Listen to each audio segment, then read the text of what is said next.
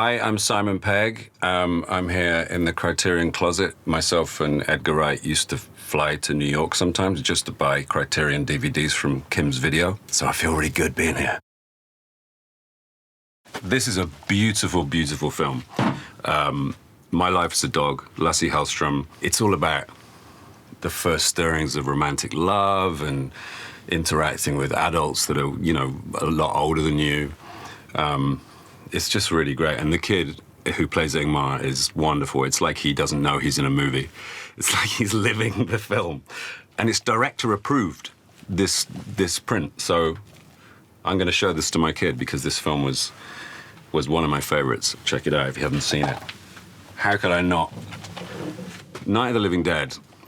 George Romero basically invented the modern zombie. And I don't think he gets enough credit for it, because a lot of people have taken his idea, myself included, and Edgar Wright, although it was very much a tribute to George, and sort of run with it as if it's like the public domain, you know, like Frankenstein's monster or The Mummy or whatever. But this was 1968, right in the heart, right in the middle of the sort of civil rights movement. It was a major kind of thing that he cast Dwayne Jones as the lead, as a black actor. It really, really rings true that, you know, this was a time of social upheaval, and no more sort of demonstrated than in the final moments of the film, which are the darkest, is one of the darkest endings of any film ever. I remember we showed George Shaun of the Dead. He said, I really enjoyed the movie. And I said, I'm sorry, because Philip, Bill Nye's character, he reanimates quite quickly in Shaun of the Dead, and I know in Dawn of the Dead, Roger takes quite a while before he comes back. And I was really sort of like, I had this verbal diarrhea, like I was apologizing for messing with his mythology. And he went, Simon, I didn't mind. I was like, phew. So yeah, as a tribute to George, an amazing maverick filmmaker, this is where it all began. And it's a piece of work, it really is. Black and white, terrifying. Brilliant. QUADROPHENIA. This is one of the definitive British teen movies of the 1970s.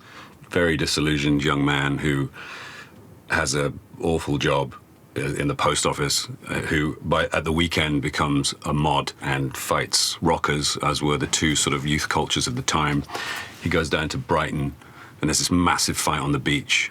And it also features an amazing performance from Sting, who plays this sort of uber mod, who obviously Sting is beautiful and he's dressed so cool, and Jimmy really idolizes him. And then the disillusionment he experiences when he sees his sort of hero reduced to running around after these sort of rich people is just so beautifully played by Phil Daniels. It has an incredible ending as well, and an amazing soundtrack by The Who. QUADROPHENIA, I think, is a state of being in four minds about something, and that kind of reflects Jimmy's kind of multiple personalities. And yeah, it's an important one, this one. I wanted to pick a David Lynch as a tribute to David, who we sadly lost recently.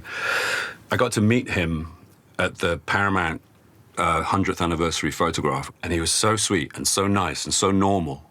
So not the guy that you thought would come up with stuff like Blue Velvet, which is an insanely disturbing movie. I showed this to my daughter the other day, and she hated it.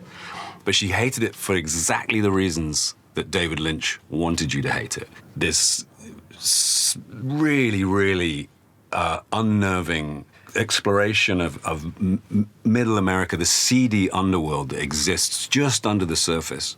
What I love about Lynch is that he just leaves so much to you. You know, he throws stuff out there which is kind of indecipherable, but it's your job to decipher it. It's your job to apply your interpretations to what he's saying, and they're always there.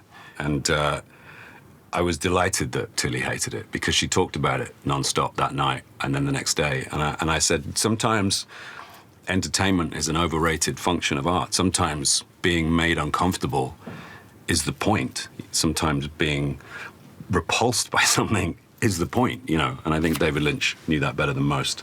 So I'm putting Blue Velvet in my bag. This was really, really fun.